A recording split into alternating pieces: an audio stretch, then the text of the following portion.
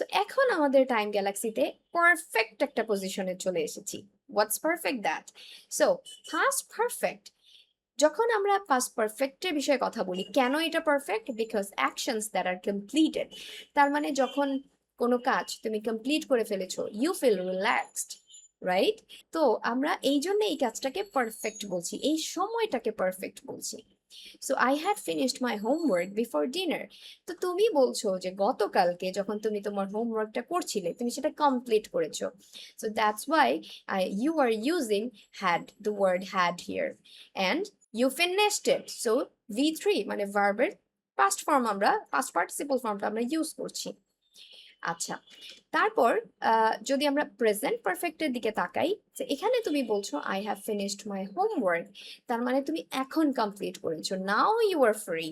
So I have, so present পারফেক্টের ক্ষেত্রে আমরা হ্যাভ অর হ্যাজ ইউজ করে থাকি। So you have finished your homework, you are just saying that. So in both cases you see you are using have or has in case of present, and you are using had in case of past. আর verb former V3 আমরা use করছি, that means past participle form.